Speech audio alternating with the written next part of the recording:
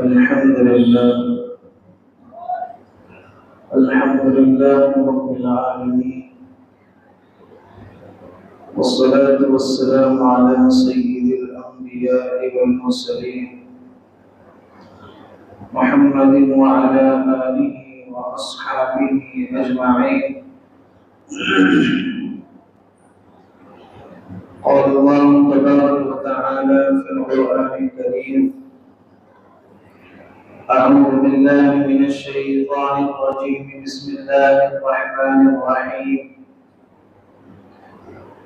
لقد رضي الله عن المؤمنين إذ يبايعونك تحت الشجرة فعلم ما في قلوبهم فأنزل السكينة عليهم وأثابهم فتحا قريبا. صدق الله العلي العظيم. وقال النبي صلى الله عليه وسلم: لكل نبي رفيق ورفيقي في الجنة العصبان، أو كما قال النبي صلى الله عليه وسلم.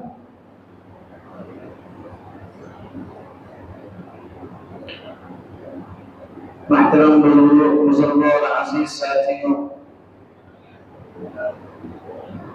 آج 18 ذوالحج کا دن ہے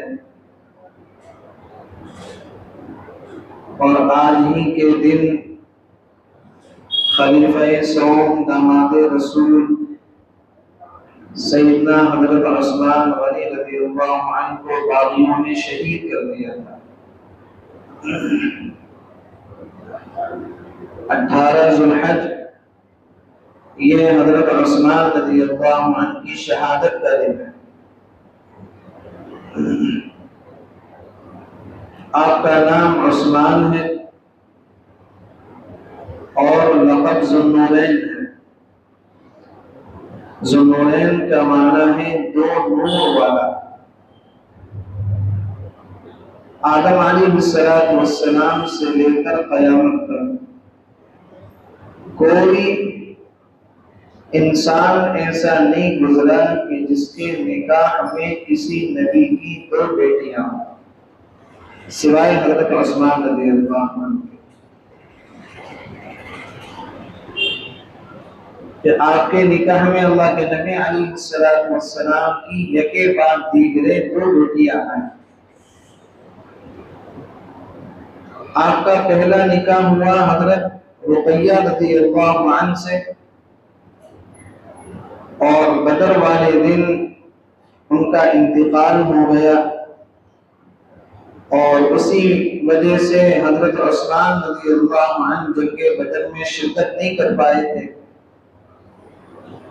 اس کے بعد اللہ کے نبی علیہ السلام نے ان کا نکاح اپنی دوسری بیٹی حضرت ام کلثوم کے ساتھ کر دیا، اور بعد میں حضرت ام کلثوم کا بھی انتقال ہو گیا۔ تب اللہ کے نبی علیہ السلام نے حضرت عثمان سے کہا کہ عثمان، اگر میری کوئی اور بیٹی ہوتی، حالانکہ بیٹیاں تھیں 2 اور، ایک حضرت علی کے نکاح میں تھی حضرت فاطمہ، اور حضرت زینب کسی اور کے نکاح میں تھی۔ آپ نے فرمایا کہ میری اگر کوئی اور بیٹی ہوتی تو میں اس کو بھی تیرے نکاح میں دے دیں گا۔ یہ اللہ کے نبی علیہ السلام کا حضرت عثمان رضی اللہ عنہ پر اعتماد تھا۔ آپ ان سے اتنی محبت کرتے تھے کہ آپ نے 2 بیٹیاں دے دی، اور کہہ رہے ہیں کہ اگر اور ہوتی تو اور دے دیتا۔ تو اس وجہ سے حضرت عثمان رضی اللہ عنہ کو ذوالنورین کہا جاتا ہے، 2 نور والا، کہ اللہ کے نبی کے 2 نور ان کے نکاح میں آئے۔ آپ کا لقب ہے ذوالہجرتین بھی، کہ آپ نے 2 ہجرتیں کی ہیں۔ ایک ہجرت آپ نے کی ہے مکہ سے حبشہ کی جانب، اور دوسری ہجرت آپ نے کی ہے حبشہ سے مدینے کی جانب۔ تو آپ کا لقب ذوالنورین بھی ہے، ذوالہجرتین بھی ہے، 2 ہجرتیں کرنے والے۔ 5ویں پشت میں جانے کے بعد حضرت عثمان رضی اللہ عنہ کا جو سلسلہ نسب ہے وہ اللہ کے نبی علیہ السلام سے جا کر مل جاتا ہے۔ قصی میں جو اللہ کے نبی علیہ السلام کا سلسلہ نسب ہے، محمد بن عبداللہ بن عبد المطلب بن ہاشم بن عبد مناف بن قصی میں جا کر مل جاتا ہے، بن کلاب بن مرہ بن کعب بن نوئی بن غالب بن فہد بن مالک بن نظر بن کنانہ بن خزیمہ بن مدرکہ بن الیاس بن مزر بن نزار بن معد بن عدنان۔ تو عدنان کے بعد 2-3 سلسلہ نسب اور ہیں، اس کے بعد یہ حضرت اسماعیل علیہ السلام سے جا کر مل جاتا ہے۔ تو بخاری شریف میں جو اللہ کے نبی علیہ السلام کا سلسلہ نسب موجود ہے وہ عدنان تک موجود ہے۔ حضرت عمر فاروق رضی اللہ عنہ سے پہلے مسلمان ہوئے ہیں حضرت عثمان رضی اللہ عنہ، اور حضرت ابو ذر اور حضرت عبد الرحمن بن عوف رضی اللہ عنہ سے 1 دن پہلے مسلمان ہوئے، اور حضرت ابو بکر صدیق رضی اللہ عنہ کی دعوت اور کوششوں کے نتیجے میں حضرت عثمان رضی اللہ عنہ مسلمان ہوئے۔ حضرت عثمان رضی اللہ عنہ کا قد متوسط تھا اور رنگ گندمی تھا، اور چہرے پر چیچک کے نشان تھے۔ ہوتے نا بعض لوگ چہرے پر چیچک کے نشان پڑ جاتے ہیں، پہلے جب کسی کے چیچک نکلتی تھی تو اپنے نشان چھوڑ کر چلی جاتی تھی، تو حضرت عثمان رضی اللہ عنہ کے چہرے پر چیچک کے نشان تھے۔ داڑھی گھنی تھی، سر پر بال بھی تھے، اور اخیر عمر میں سر میں جو ہے اور داڑھی میں خضاب لگایا کرتے تھے۔ چہرہ خوب بھرا ہوا تھا، اور دانتوں میں سونے کے تار باندھا کرتے تھے۔ بہت مالدار صحابی ہیں، دانتوں میں سونے کے تار بندھے ہوئے۔ حضرت عثمان رضی اللہ عنہ کو اللہ کے نبی علیہ السلام نے بڑی خصوصیتوں سے، اور اللہ کے نبی علیہ السلام نے ان کی بے شمار صفات اور خوبیوں کو بیان کروائی۔ وہ ایک حدیث میں نے خطبے کے اندر پڑھی، اللہ کے نبی علیہ السلام نے فرمایا لِكُلِّ نَبِيٍّ رَفِيقٌ، ہر نبی کا ایک قریبی دوست ہوتا ہے، وَرَفِيقِي فِي الْجَنَّةِ الْعُثْمَانِ، اور جنت میں میرا قریبی دوست کون ہوگا؟ عثمان ہوگا۔ ایک ہوتا ہے دوست، ایک ہوتا ہے قریبی دوست، اور ایک ہوتا ہے جگری دوست۔ دوست کے لیے عربی میں 3 لفظ ہیں، ایک ہے صدیق، ایک ہے رفیق، اور ایک ہے خلیل۔ تو خلیل کون ہے؟ ابراہیم خلیل اللہ، وہ اللہ کے جگری دوست ہے۔ اور رفیق کون ہے؟ اللہ کے نبی علیہ السلام کے حضرت عثمان رضی اللہ عنہ۔ تو جنت میں آپ کے قریبی جو دوست ہوں گے وہ حضرت عثمان رضی اللہ عنہ۔ حضرت عثمان رضی اللہ عنہ تیسرے خلیفہ ہوں گے۔ اس کی پیشن گوئی اور اس کا اشارہ اللہ کے نبی علیہ السلام نے اپنی زندگی ہی میں کر دیا تھا۔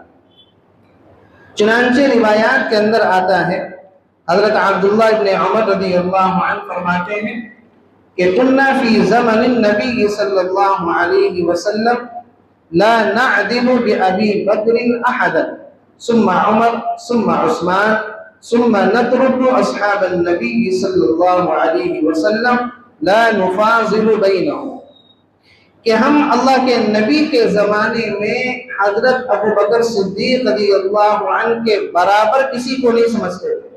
سب سے پہلے نمبر پر ابو بکر، ان کے برابر کسی کو نہیں سمجھتے تھے، ان کے برابر کسی کو قرار نہیں دیتے تھے۔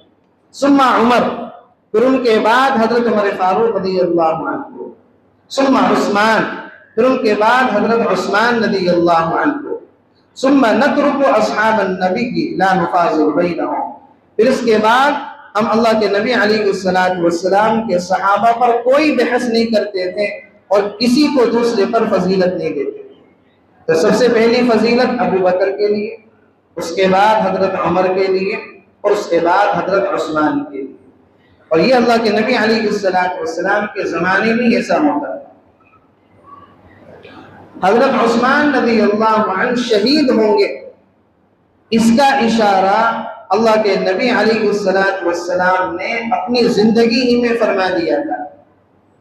چنانچہ روایات کے اندر آتا ہے کہ اللہ کے نبی علیہ السلام ایک مرتبہ احد پہاڑ پر چڑھے، اور اللہ کے نبی علیہ السلام جب چڑھے تو وہ حرکت کرنے لگا، پہاڑ اللہ کے نبی کی وجہ سے جھومنے لگا۔ آپ صلی اللہ علیہ وسلم نے اپنا پاؤں زور سے پہاڑ پر مارا اور فرمایا اسکن حراء فما علیک الا نبی او صدیق او شہید۔ آپ کے ساتھ دو لوگ اور تھے، آپ کے ساتھ حضرت ابو بکر صدیق بھی تھے، اور حضرت عمر فاروق بھی تھے، اور حضرت عثمان بھی تھے۔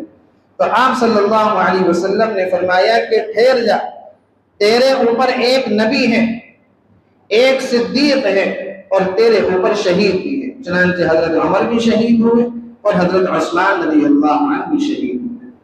تو آپ رضی اللہ عنہ کی شہادت کا اشارہ اللہ کے نبی علیہ السلام نے اپنی زندگی ہی میں فرما دیا تھا کہ ابو بکر کو صدیق ہیں، اور تیرے اوپر جو شہید ہیں وہ حضرت عمر ہیں اور حضرت عثمان ہیں۔ حضرت عثمان رضی اللہ عنہ کو اللہ رب العزت نے جن امتیازی خصوصیات سے نوازا تھا، اس میں سب سے پہلی جو آپ کی خصوصیت تھی وہ یہ کہ آپ شرم و حیا والے تھے۔ آپ سے زیادہ حیا والا اس امت کے اندر کوئی نہیں ہے، حضرت عثمان رضی اللہ عنہ سے تھا۔ اور اس کے بارے میں اللہ کے نبی علیہ السلام نے حدیث شریف کے اندر بیان فرمایا، اور حضرت عائشہ صدیقہ رضی اللہ عنہا سے وہ حدیث مروی ہے، فرماتی ہیں کہ اللہ کے نبی علیہ السلام کمرے میں بیٹھے ہوئے تھے، مجلس لگی ہوئی تھی، اور آپ صلی اللہ علیہ وسلم کا جو کپڑا تھا وہ پنڈلی کے اوپر تھا، پنڈلی نظر آ رہی تھی۔ یہ جو پنڈلی ہوتی ہے گھٹنے سے نیچے، یہ آپ کی نظر آ رہی تھی، کپڑا پنڈلی سے اوپر تھا، اور آپ اسی حالت میں بیٹھے تھے۔ دروازہ کھٹکھٹایا، اللہ کے نبی نے پوچھا کہ کون؟ تو باہر سے آواز آئی ابو بکر۔ آپ نے کہا کہ اندر بلا۔ حضرت ابو بکر صدیق رضی اللہ عنہ اندر آ گئے۔ آپ جیسے بیٹھے تھے ویسے ہی بیٹھے رہے، آپ بالکل بھی آپ نے حرکت نہیں کی، آپ نے اپنے کپڑے کو بھی ایسے رکھا۔ پھر کسی نے دروازہ کھٹکھٹایا، پوچھا کون؟ تو باہر سے آواز آئی کہ عمر۔ اللہ کے نبی علیہ السلام نے اجازت دے دی اور حضرت عمر فاروق کے اندر آئے۔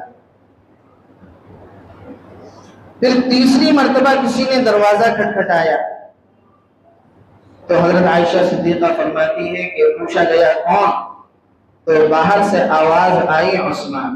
تینوں اسی ترتیب سے آ رہے ہیں جو ترتیب میں نے پہلے بیان کی نا۔ عبداللہ ابن عمر نے کہا کہ ہم اللہ کے نبی کے زمانے میں حضرت ابو بکر کے برابر کسی کو نہیں سمجھتے تھے، پھر عمر کو، پھر عثمان کو۔ تو یہاں بھی تینوں اسی ترتیب سے آئے، پہلے حضرت ابو بکر آئے، آپ اسی طرح بیٹھے رہے، پھر حضرت عمر آئے، آپ اسی طرح بیٹھے رہے، پھر دروازہ کھٹکھٹایا، کون؟ عثمان۔ اللہ کے نبی علیہ السلام اب سنبھل کر بیٹھے، اور آپ نے اپنے کپڑوں کو نیچے کیا، اپنی پنڈلیوں کو ڈھانپا، اور جب آپ اپنے کپڑوں کو درست کر لیا، سنبھل کر بیٹھ گئے، تو آپ نے کہا کہ عثمان کو اندر آنے کی اجازت دے دو۔ تو حضرت عثمان بھی اندر آ کر بیٹھ گئے، مجلس ختم ہو گئی۔ حضرت عائشہ صدیقہ رضی اللہ عنہا یہ سارا منظر دیکھ رہے، تو اللہ کے نبی علیہ السلام سے کہنے لگی کہ ابا جان آئے، آپ ایسے ہی بیٹھے رہے، آپ نے اپنے کپڑوں کو درست نہیں کیا، سنبھل کر نہیں بیٹھے۔ عمر آئے تب بھی آپ ایسے ویسے بیٹھے رہے، لیکن جب عثمان آئے تو آپ سنبھل کر بیٹھ گئے، اور آپ نے اپنے کپڑے کو پنڈلی سے نیچے کیا، اور آپ اپنے کپڑوں کو درست کیا۔ ایسا کیوں کیا؟ تو اللہ کے نبی علیہ السلام نے اس موقع پر فرمایا کہ الا استحیی من رجل تستحیی منہ الملائکہ، آپ نے فرمایا میں اس شخص سے حیا کیوں نہ کروں جس سے اللہ کے فرشتے بھی حیا کرتے ہیں، جس سے اللہ کے فرشتے بھی حیا کرتے ہیں، میں اس شخص سے حیا کیوں نہ کروں۔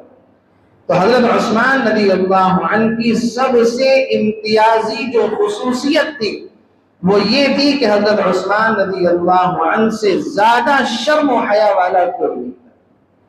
اس لیے جمعے کے خطبے کے اندر ایک الفاظ پڑھے جاتے ہیں بار بار، وَأَشَدُّهُمْ حَيَاءً عُثْمَانَ وَأَشَدُّهُمْ حَيَاءً عُثْمَانَ وَأَقْوَاهُمْ عَلِي، پڑھے جاتے ہیں یہ الفاظ بار بار کہ حضرت عثمان حیا کے اندر زیادہ سخت ہے، ان سے زیادہ حیا والا کوئی نہیں تھا، اور فیصلے کرنے کی جو صلاحیت اللہ تعالیٰ نے سب سے شاندار دی تھی وہ حضرت علی رضی اللہ عنہ کو دی تھی کہ قضا کے معاملے میں ان کے برابر کا کوئی نہیں تھا۔ وَأَشَدُّهُمْ حَيَاءً عُثْمَانَ،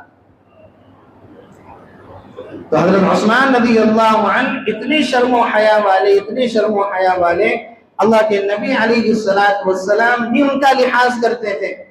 اور حضرت عثمان رضی اللہ عنہ کے بارے میں آتا ہے کہ جب اپنے گھر کے اندر غسل کرتے تھے تو اپنے گھر میں جتنے دروازے تھے سب کو بند کر کے، کھڑکیوں کو بند کر کے غسل کیا کرتے تھے۔ حالانکہ یہ اس زمانے کی بات ہے کہ جس زمانے سے پہلے خانہ کعبہ کا طواف ننگا کیا جاتا تھا، لوگ ننگے خانہ کعبہ کا طواف کرتے تھے، کفار اور مشرکین خانہ کعبہ کا طواف جو کرتے تھے کپڑے پہن کر نہیں کرتے تھے، ننگے ہو کر کہتے تھے، اور جواب کیا دیتے تھے؟ جن کپڑوں میں ہم اپنی بیویوں سے ملتے ہیں ان کپڑوں میں خانہ کعبہ کا ہم طواف کریں۔ اس زمانے میں حضرت عثمان رضی اللہ عنہ اتنی شرم و حیا والے کہ غسل بھی کرتے تھے تو کپڑے پہن کر کرتے تھے، گھر کے دروازوں کو بند کر کے کرتے تھے۔ اور حضرت عثمان رضی اللہ عنہ یہ وہ شخصیت ہیں کہ جنہوں نے اسلام قبول کرنے سے پہلے بھی نہ کبھی شراب پی ہے، نہ کسی بت کو سجدہ کیا ہے، اور نہ کبھی زنا کیا ہے۔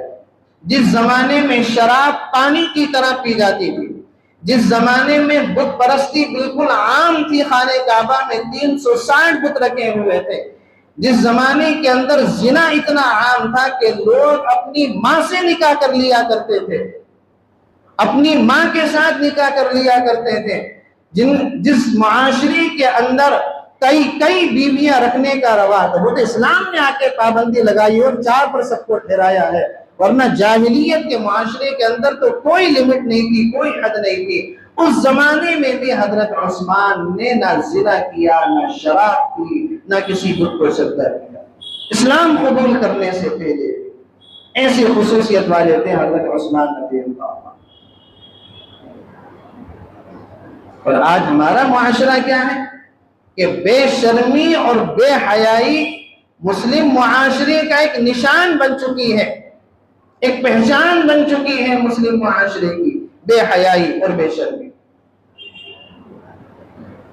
اللہ کے نبی علیہ السلام نے حضرت ابو موسیٰ اشعری رضی اللہ عنہ سے فرمایا تھا کہ ابو موسیٰ، سب سے پہلے 2 چیزوں کو اٹھایا جائے گا، سب سے پہلے 2 چیزوں کو اٹھایا جائے گا، ایک حیا اور دوسری امانت۔ یہ 2 چیزیں اللہ رب العزت سب سے پہلے اٹھائے گا۔ ان دونوں چیزوں کا اللہ سے سوال کرتے رہنا، ان دونوں چیزوں کو اللہ سے مانگتے رہنا کہ اللہ ہمیں شرم و حیا والا بنا، اے اللہ ہمیں امانت دار بنا۔ اور حضرت ابو ہریرہ رضی اللہ عنہ فرماتے ہیں کہ حیا اور ایمان یہ 2 ایسی چیزیں ہیں کہ جب ہوتی ہیں تو دونوں ساتھ ہوتی ہیں، اور جب جاتی ہیں تو دونوں ساتھ جاتی ہیں، اکیلی نہیں جاتی۔ حیا اور ایمان جب ہوتی ہیں تو دونوں ساتھ ہوتی ہیں، اور جب جاتی ہیں تو دونوں ساتھ جاتی ہیں۔ ایک آدمی بے شرم ہو اور بے حیا ہو، ساتھ میں اس کا ایمان بھی وہ لے کر جاتی ہے۔ اور حضرت ابو ہریرہ رضی اللہ عنہ فرماتے ہیں کہ اللہ کے نبی علیہ السلام نے ارشاد فرمایا، بے حیائی جس چیز کے اندر بھی ہوتی ہے اس چیز کو بدصورت بنا دیا کرتی ہے، اور حیا جس چیز کے اندر ہوتی ہے اس چیز کو خوبصورت بنا دیا کرتی ہے۔ حیا کسی مرد کے اندر موجود ہے اس کو خوبصورت بنا دے گی، کسی عورت کے اندر ہے اس کی خوبصورت بنا دے گی، اور بے حیائی کسی مرد کے اندر ہو اس کو بدصورت بنا دے گی، اور کسی جانور کے اندر ہو اس کو بدصورت بنا دے گی۔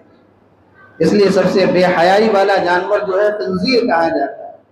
تو اللہ کے نبی علیہ السلام نے فرمایا کہ حیا جس چیز میں ہوتی ہے اس کو خوبصورت بنا دیا کرتی ہے، اور بے حیائی جس چیز میں ہوتی ہے اس کو بدصورت بنا دیا کرتی ہے۔ ہمارے مسلم معاشرے کا حال دیکھیں، 13 سال کے، 14 سال کے، 15 سال کے لڑکے بالکل باریک باریک فونوں پر لگے ہوئے ہیں، لڑکیاں فونوں پر لگے ہوئی اور خوب باتیں کر رہے ہیں، خوب باتیں کر رہے ہیں، گناہ ہی نہیں سمجھ رہے اس چیز کو۔ اور حیا تو ایمان کا ایک اہم وصف ہے۔ اللہ کے نبی علیہ السلام نے فرمایا الحیاء شعبۃ من الایمان، حیا ایمان کا ایک لازمی حصہ ہے۔ ہر مذہب کی کوئی نہ کوئی خوبصورتی ہوتی ہے، اور اسلام کی خوبصورتی تو شرم و حیا ہے کہ اللہ کے نبی علیہ السلام سب سے زیادہ شرم و حیا والے تھے۔ آج ہمارے نوجوانوں کا حال دیکھ لیں، ہماری بچیوں کا گھروں میں کوئی بچی مشکل سے بچی ہو، ورنہ اس فون کی لت نے سب کو بے حیا بے شرم بنا رکھا ہے۔ حضرت فاطمہ رضی اللہ عنہا، ان کے بارے میں آتا ہے کہ کبھی حضرت فاطمہ نے پہلی کا چاند نہیں دیکھا۔ لوگ جاتے نا چھتوں میں چڑھتے ہیں پہلی کا چاند دیکھنے کے لیے، حضرت فاطمہ رضی اللہ عنہا نے کبھی پہلی کا چاند نہیں دیکھا۔ ان سے پوچھا گیا کہ آپ چاند کیوں نہیں دیکھتی؟ تو حضرت فاطمہ الزہرا رضی اللہ عنہا نے فرمایا جس چاند پر غیر مردوں کی نگاہ پڑتی ہے اس چاند کو بھی دیکھنا پسند نہیں کرتی۔ جس چاند پر غیر مردوں کی نگاہ پڑتی ہے، غیر محرم لوگوں کی نگاہ پڑتی ہے، محمد صلی اللہ علیہ وسلم کی بیٹی اس چاند کو بھی دیکھنا پسند نہیں کرتی۔ یہ ہے شرم و حیا کا وصف کہ جس چیز میں بھی ہوگی اس کو خوبصورت بنا دے گی، اور جس چیز میں شرم و حیا نہیں ہوگی اس کو بدصورت بنا دے گی۔ دیکھنے کے اعتبار سے آدمی کتنا خوبصورت نظر آ رہا ہو، شرم و حیا اگر اس کی نگاہوں کے اندر نہیں ہے، اللہ رب العزت کی نگاہ میں وہ بد سے بدصورت ہے۔ مولانا علی میاں ندوی کا نام سنا؟ مولانا علی میاں ندوی رحمۃ اللہ علیہ لکھنؤ کے بہت بڑے اللہ والے گزرے ہیں، بہت بڑے عالم گزرے ہیں، سنا ان کا نام؟ ہمارے نوجوانوں کو تو پتہ نہیں ہوگا۔ آئی پی ایل میں کون کون سی ٹیم کھیل رہی ہے سب کے نام پتہ ہیں، اس ٹیم کے اندر کون کون سے کرکٹر ہیں سب کے نام پتہ ہیں، ہیرو کے نام پتہ ہیں، اور ان کی گرل فرینڈوں کے نام پتہ ہے، سب کچھ پتہ ہے۔ اگر پتہ نہیں ہے تو اس بارے میں نہیں پتہ کہ ہمارے اسلاف کون ہیں، ہمارے بزرگ کون ہیں۔ علامہ اقبال رحمۃ اللہ علیہ نے کہا کہ وائے ناکامی متاع کارواں جاتا رہا، وائے ناکامی متاع کارواں جاتا رہا، اور کارواں کے دل سے احساس زیاں جاتا رہا۔ اس کو احساس ہی نہیں ہے کہ ہم کس چیز کو کھو رہے ہیں اور کس چیز کا ہم سے نقصان ہو رہا ہے۔ وائے ناکامی متاع کارواں جاتا رہا، اور کارواں کے دل سے احساس زیاں جاتا رہا۔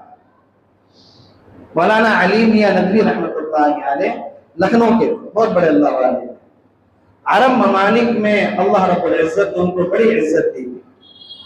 ان کی بہن سے اس وقت کی وزیر اعظم اندرا گاندھی نے ملنے کی خواہش کی کہ میں آپ کی بہن سے ملنا چاہتا ہوں۔ مولانا علی میاں ندوی سے کہا کہ میں آپ کی بہن سے ملاقات کرنا چاہتا ہوں۔ لوگ کہتے ہیں نا اتنی پرانی مثال دے رہا ہوں حضرت فاطمہ کی، کوئی قریب کی مثال دو تو سنو۔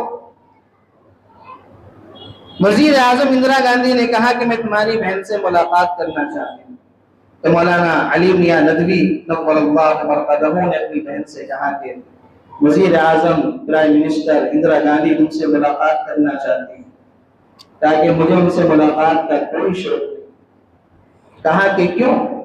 کہا کہ جو عورت غیر مردوں سے مصافحہ کرتی ہو وہ اس سے مصافحہ کرنا، اس سے ملنا پسند نہیں کرتی۔ یہ شرم ہے۔ جو عورت اتنی شرم و حیا والی ہو، اتنی محتاط ہو کہ کہہ رہی ہے کہ جو عورت غیر مردوں سے ملاقات کرتی ہو، غیر مردوں سے مصافحہ کرتی ہو، اس سے ملاقات کرنے کی خواہش نہیں رکھتی، میں اس سے ملنا نہیں چاہتی، اس کا اپنے گھر میں پردے کا اور شرم و حیا کا کیا عالم ہے۔ وَأَشَدُّهُمْ حَيَاءً عثمان، حضرت عثمان رضی اللہ عنہ شرم و حیا والے۔ یہ شرم و حیا کا سرما نوجوانوں کو اپنی آنکھ میں لگانا پڑے گا، نوجوان بچیوں کو اپنی آنکھ میں شرم و حیا کا سرما لگانا پڑے گا۔ حالات اتنے خراب ہیں۔ الامان والحفظ،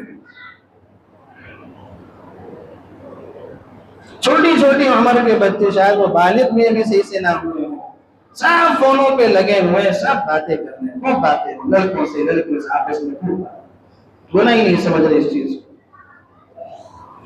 تو اللہ کے نبی علیہ السلام نے حضرت عثمان رضی اللہ عنہ کے بارے میں فرمایا، الا استحیی من رجل تستحیی منہ الملائکہ، میں اس شخص سے حیا کیوں نہ کروں جس سے اللہ کے فرشتے بھی حیا کریں۔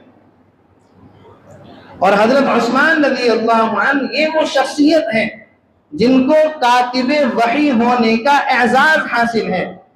مکے کے معاشرے میں چند لوگ پڑھے لکھے تھے، ورنہ پڑھا لکھا ہونے کا کوئی وہاں پر کوئی عام ماحول نہیں تھا۔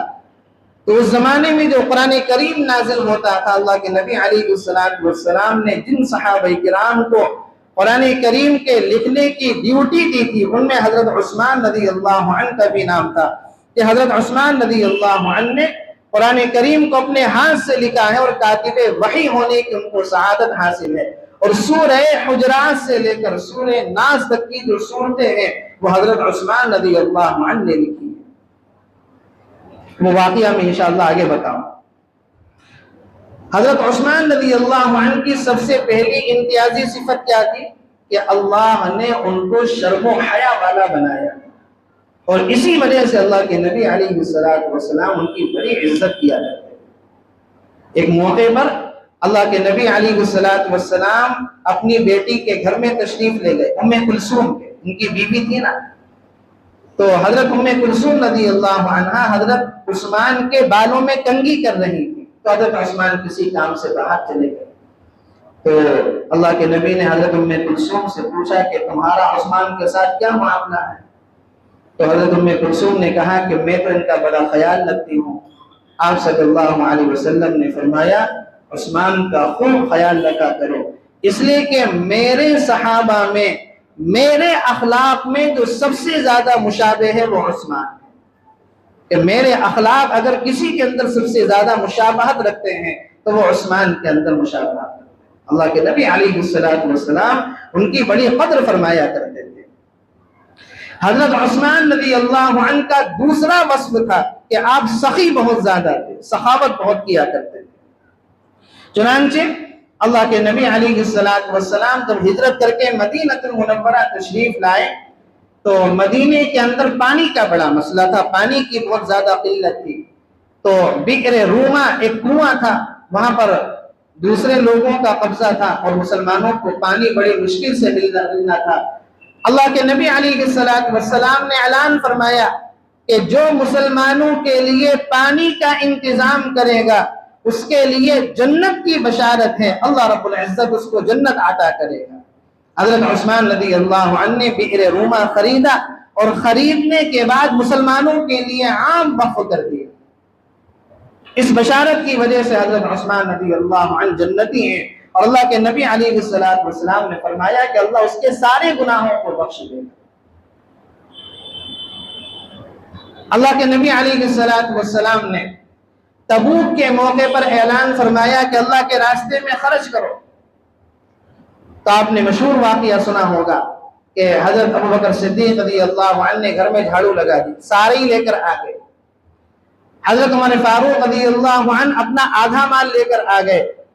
حضرت عثمان غنی رضی اللہ عنہ 900 ऊंट, 100 घोड़े, मा साजो सामान के अल्लाह के नबी अलैहिस्सलाम के पास लेकर आए।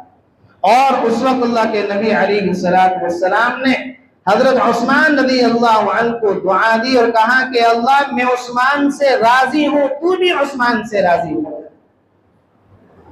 तबूक के मौके पर अल्लाह के नबी अलैहिस्सलाम ने खुश होकर दुआ की। और जंग मोता के मौके पर जब अल्लाह के नबी अलैहिस्सलाम ने ऐलान किया कि अल्लाह के रास्ते में खर्च करो, तो हजरत उस्मान रज़ी अल्लाह अन्हु ये अपनी आस्तीन के अंदर 1000 अशरफियां सोने की लेकर आए, अल्लाह के नबी अलैहिस्सलाम के सामने लाकर उलट दी।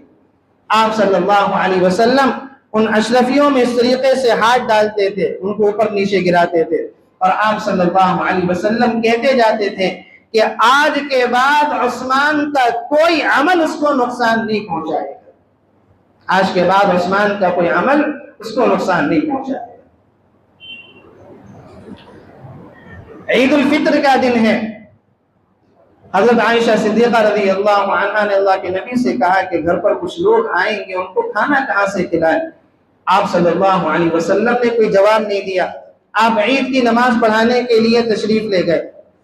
हजरत उस्मान रज़ी अल्लाह अन्हु को पता चला कि अल्लाह के नबी अलैहिस्सलाम के घर में ईद उल फित्र का दिन है और खाने की कोई चीज नहीं। ईद उल फित्र का दिन है, ईद का दिन है, और खाने की कोई चीज अल्लाह के नबी के घर में नहीं है। हजरत उस्मान रज़ी अल्लाह अन्हु ने ऊंट को साजो सामान से लादा और अल्लाह के नबी अलैहिस्सलाम के घर भेज दिया। आप सल्लल्लाहु अलैहि वसल्लम जब नमाज से वापस तशरीफ लाए तो आपने देखा कि घर के बाहर तो खाने के बर्तन चढ़े हुए हैं आग पर, और लोग खाना खा रहे हैं, खाने खाकर जा रहे हैं। आप सल्लल्लाहु अलैहि वसल्लम ने हजरत आयशा सिद्दीक़ा से पूछा कहाँ से आया, तो हजरत आयशा ने कहा कि उस्मान के घर से आया। हजरत उस्मान रज़ी अल्लाह अन्हु ने भेजा। हजरत आयशा फरमाती हैं अल्लाह के नबी अलैहिस्सलाम ने हजरत उस्मान को दुआ देने के लिए अपने हाथों को आसमान में इतना बुलंद किया। आपने फरमाया हजरत आयशा ने कि अल्लाह के नबी की ये बगलों की सफेदियां मुझे साफ नजर आ रही थी। आपने अपने हाथों को इस तरीके से आसमान में बुलंद करके कहा, ए अल्लाह मैं उस्मान से राजी हूँ, तू भी उस्मान से राजी हो। ये है हजरत उस्मान रज़ी अल्लाह अन्हु की सखावत। इस अंदाज से अल्लाह रब्बुल इज्जत के रास्ते में खर्च किया करते थे। अल्लाह के नबी अलैहिस्सलाम के दुनिया से पर्दा फरमाने के बाद मदीनतुल मुनव्वरा में कहत पड़ गया, खाने पीने की चीजें खत्म हो गई, लोग फाकों से मरने लगे। तो हजरत उस्मान रज़ी अल्लाह अन्हु को जब पता चला, हजरत उस्मान रज़ी अल्लाह अन्हु ने 500 ऊंट मा साजो सामान के गल्ले से लदे हुए मदीनतुल मुनव्वरा की जानिब भेज दिए। हजरत अब्दुल्ला इब्न अब्बास रज़ी अल्लाह अन्हु फरमाते हैं मैंने उस रात ख्वाब में देखा कि अल्लाह के नबी अलैहिस्सलाम नूर का लिबास पहने हुए और एक नूर की छड़ी अल्लाह के नबी के हाथ में है और नूर के नालैन जूते आप पहने हुए हैं, बड़ी तेजी के साथ आप जा रहे हैं। तो हजरत अब्दुल्ला इब्न अब्बास फरमाते हैं मैंने अल्लाह के नबी से पूछा बड़ी तेजी में जा रहे हैं, अल्लाह के नबी कहाँ जा रहे हैं? आप सल्लल्लाहु अलैहि वसल्लम ने फरमाया आज जन्नत में अल्लाह ने उस्मान का निकाह एक हूर के साथ किया है, उस निकाह की महफिल में शिरकत करने के लिए जा रहा, उस निकाह की महफिल में शिरकत करने के लिए जा रहा। तो अल्लाह रब्बुल इज्जत ने हजरत उस्मान रज़ी अल्लाह अन्हु को बड़ी खुसूसियात से नवाजा था कि आप बड़ी शर्म हया वाले थे। अल्लाह रब्बुल इज्जत ने आपको बड़ा सखी बनाया था और कसरत से सखावत करने वाले थे। आज हमारे मुसलमानों का आलम यह है कि जहां पर जरूरत होगी वहां पर खर्च नहीं करेंगे, और जहां पर दिखावा होगा, रियाकारी होगी, लोगों को दिखाने का मामला होगा, वहां पर खूब दिल खोल कर खर्च करेंगे। जहां जरूरत है, जहां मुसलमानों को ज्यादा फायदा पहुंच सकता है, उस मामले में खर्च नहीं करेंगे। अभी कुर्बानी का मौका गुजरा, कुर्बानी हजरत इब्राहीम अलैहिस्सलाम की सुन्नत है, एक अजीम यादगार है, لیکن مسلمانوں نے اس عظیم یادگار کو بھی ایک شہرت کا اور ایک اسٹیٹس کا ذریعہ بنا لیا۔ ہر آدمی کی محلے کے اندر یہ خواہش ہوتی ہے کہ میں سب سے مہنگا جانور خرید کر لے کر آؤں، اور جس کو اللہ نے پیسہ دے دیا ہے وہ تو 1 لاکھ کا اور 80,000 کا جانور خریدنا اپنے لیے کوئی بے عزتی محسوس کر رہا ہے کہ لوگ کہیں گے ایکسپورٹر ہونے کے بعد 80,000 کا جانور لے کر آئے، اتنا پیسہ ہونے کے بعد 80,000 کا جانور لے کر آ رہا ہے۔ لہٰذا وہ حضرت جی بھی دکھاوے کے لیے 2 لاکھ کے، 2.5 لاکھ کے، 3 لاکھ کے، 4 لاکھ کے جانور لے کر آ رہے ہیں۔ حالانکہ یہ دیکھنا چاہیے کہ لوگوں کو فائدہ کہاں پہنچے گا۔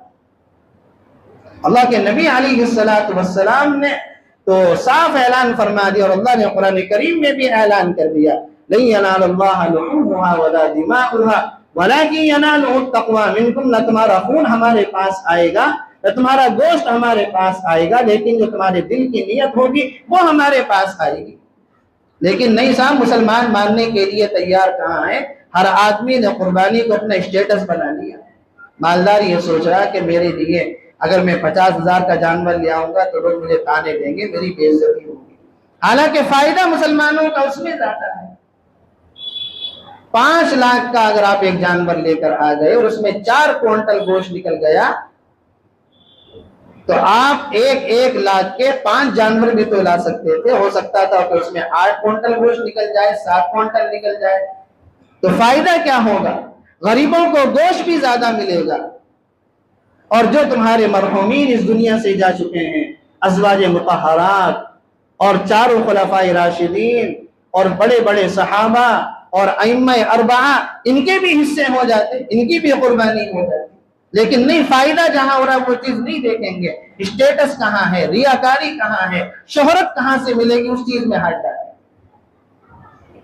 اب یہ گرمی کا موسم چل رہا ہے، اس موسم کے اندر ہمارا مسلمانوں کے اندر سے جو خدمت خلق کا جذبہ تھا وہ ختم ہوتا جا رہا ہے، اور جو دوسری برادریاں ہیں، سکھ برادری ہے، غیر برادری، وہ خدمت خلق میں بہت آگے بڑھ گئی۔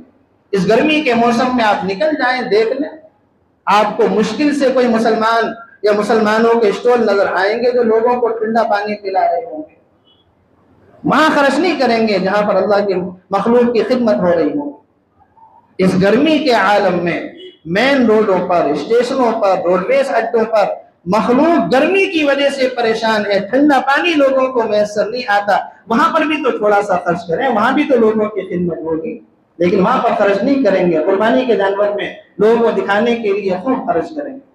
اور حضرت عثمان رضی اللہ عنہ کے میں نے جو آپ کو واقعات سنائے، آپ دیکھیں کہ خدمت خلق اس کے اندر بھری پڑی ہے، لوگوں کو زیادہ سے زیادہ فائدہ پہنچا رہے ہیں، لوگوں کو زیادہ سے زیادہ نفع پہنچا رہے ہیں۔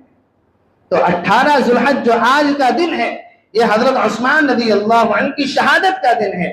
آج کے دن حضرت عثمان رضی اللہ عنہ کو باغیوں نے شہید کیا تھا۔ تو اللہ کے راستے میں خوب خرچ کرنے کا مزاج بنائے، لوگوں کی خدمتیں کرنے کا مزاج بنائے۔ اس گرمی کے عالم میں لوگوں کو خوب ٹھنڈا پانی پلانے کی کوشش کریں۔ اللہ تعالیٰ سے دعا ہے کہنے سننے سے زیادہ عمل کرنے کی توفیق نصیب فرمائے۔ وآخر دعوانا الحمدللہ رب العالمین۔